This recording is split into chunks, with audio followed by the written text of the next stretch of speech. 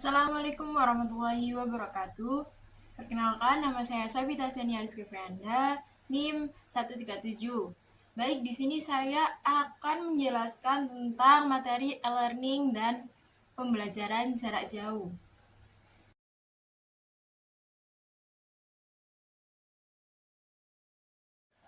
Baik, di sini saya yang pertama akan menjelaskan tentang teori yang saya ambil. Yang pertama ada teori konstruktivisme.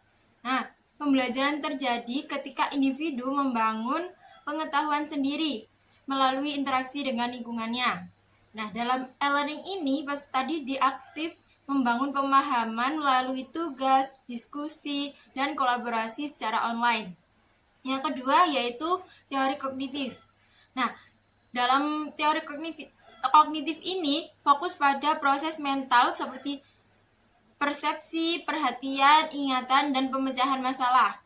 Nah, dalam teori kognitif ini, desain pembelajaran e-learning memperhatikan bagaimana informasi diproses oleh otak, seperti penggunaan multimedia, animasi, dan simulasi.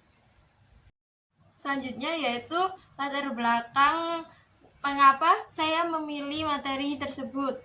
Nah, di dalam keterampilan digital ini menjadi semakin penting di era yang serba online. Nah, dengan mempelajari materi e-learning, siswa meningkatkan kemampuan digital dan mempersiapkan diri untuk menghadapi tantangan di dunia kerja. Nah, selain itu, pembelajaran jarak jauh pun juga mengajarkan untuk belajar mandiri dan bertanggung jawab terhadap proses pembelajaran. Baik, selanjutnya di sini saya akan menjelaskan pengertian dari e-learning dan pembelajaran jarak jauh. Untuk e-learning sendiri yaitu suatu sistem atau konsep pendidikan yang memanfaatkan teknologi informasi dalam proses belajar mengajar. Nah, e-learning sendiri ini adalah sebuah inovasi dalam dunia pendidikan yang memungkinkan proses pembelajaran menjadi lebih fleksibel, interaktif, dan efisien.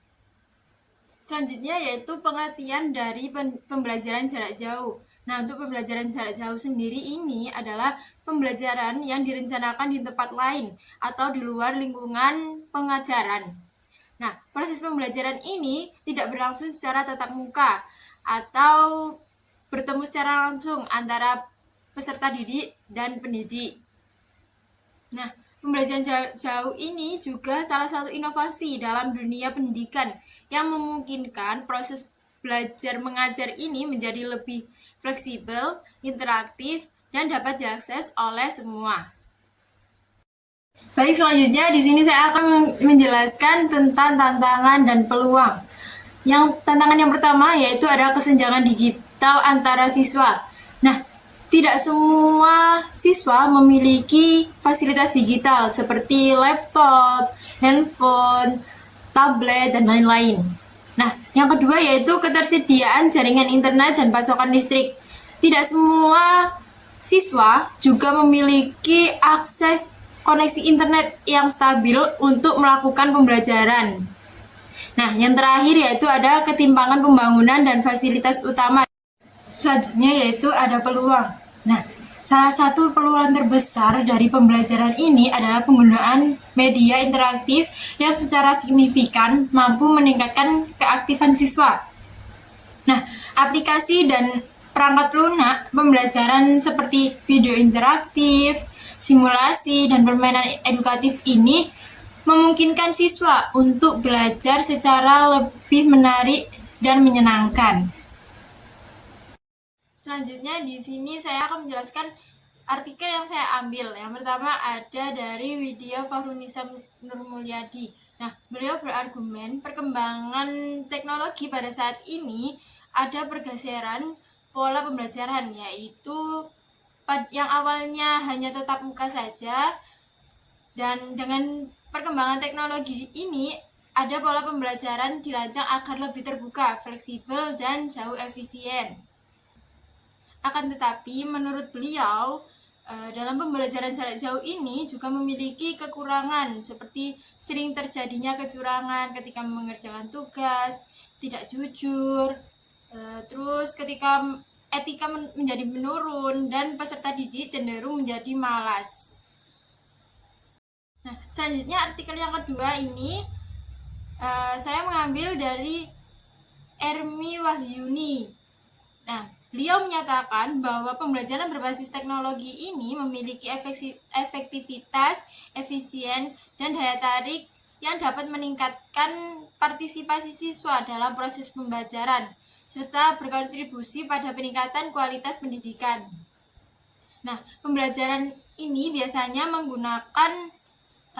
memanfaatkan internet dan berbagai aplikasi seperti WhatsApp, Google Classroom, Zoom, Edmodo, Google Drive, dan lain sebagainya.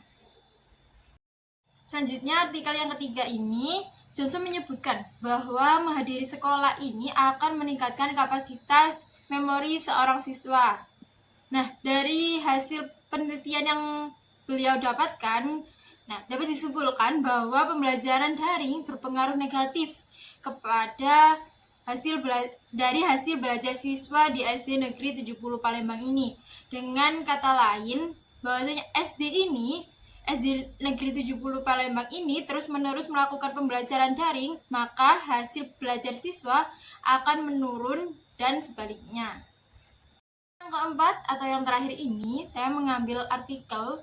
Nah, di dalam artikel ini pentingnya untuk memperhatikan antusiasme siswa dalam mengikuti pembelajaran daring. Nah, hal ini perlu dilakukan oleh guru dapat mengetahui e-learning mana yang paling sesuai untuk pembelajaran daring di masa pandemi waktu itu. Agar pelaksanaan pembelajaran ini